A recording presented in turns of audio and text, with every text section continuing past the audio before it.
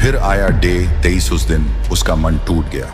सुबह से सब खराब जा रहा था। काम में गलती हुई, घर पर किसी बात को लेकर तनाव हुआ और ऊपर से उसके एक दोस्त ने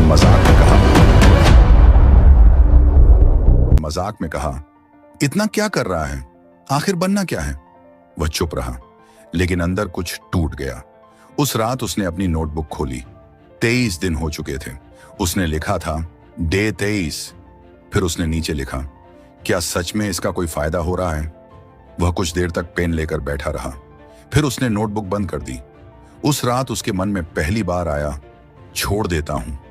और यही वो पल था जहां ज्यादातर लोग हार जाते हैं। शुरुआत में हर कोई उत्साहित होता है। पहले दिन जोश, तीसरे दिन जोश, 7वें दिन जोश, लेकिन कुछ हफ्तों बाद मोटिवेशन खत्म हो जाता है। और जब मोटिवेशन चला जाता है तब पता चलता है कि तुम्हारे पास डिसिप्लिन है या सिर्फ इच्छा। डे 24। अगली सुबह अलार्म बजा। उसने आंखें खोली, कुछ सेकंड तक छत को देखा। उसका मन कह रहा था आज रहने दे, लेकिन उसने खुद से पूछा, अगर आज भी रुक गया तो मैं बाकी लोगों से अलग क्या कर रहा हूं। वह बिस्तर से उठा, चेहरा धोया, फोन नहीं उठाया और अपने काम पर बैठ गया। उस दिन उसने बहुत ज्यादा काम नहीं किया, लेकिन एक चीज जरूर की, उसने खुद को नहीं छोड़ा।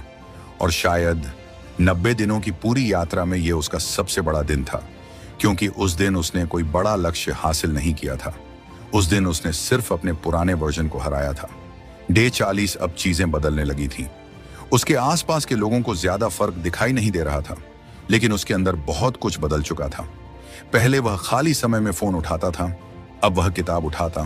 पहले उसे अकेले बैठना बोरिंग लगता था, अब उसे अकेले बैठकर काम करना अच्छा लगने लगा था। पहले वह दूसरों की जिंदगी देखता था, अब वह अपनी जिंदगी बना रहा था।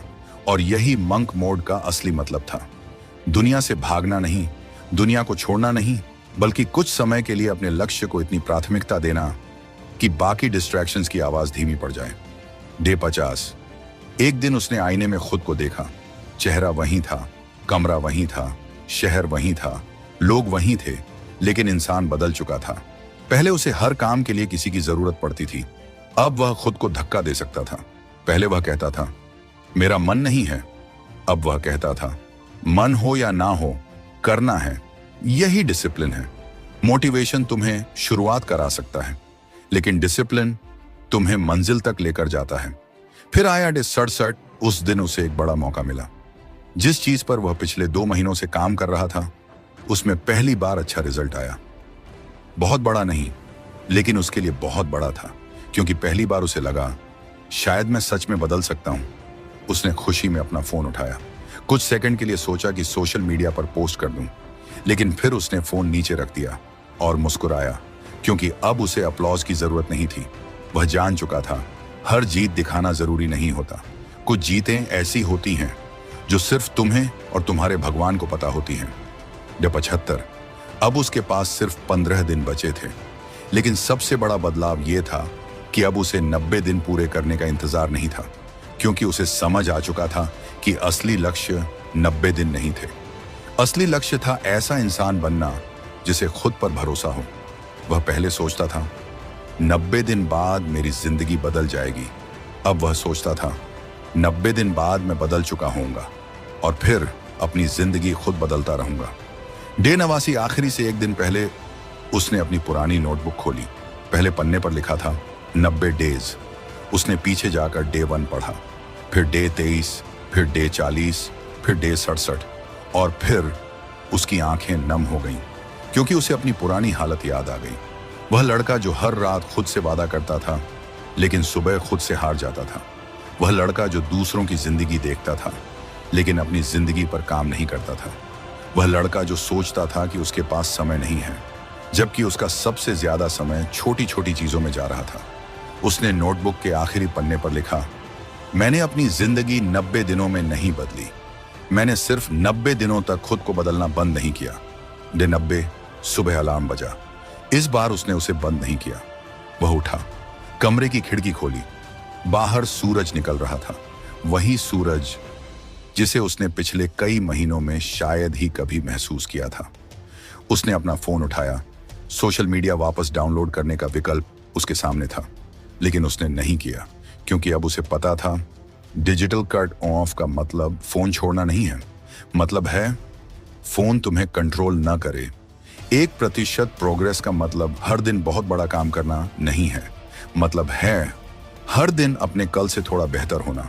और डिसिप्लिन का मतलब खुद को सजा देना नहीं है। मतलब है जब मन ना करे तब भी अपने भविष्य के लिए खड़ा होना। उसने अपनी नोटबुक बंद की और आखिरी लाइन लिखी, 90 दिन खत्म नहीं हुए, मेरी असली जिंदगी अब शुरू हुई है।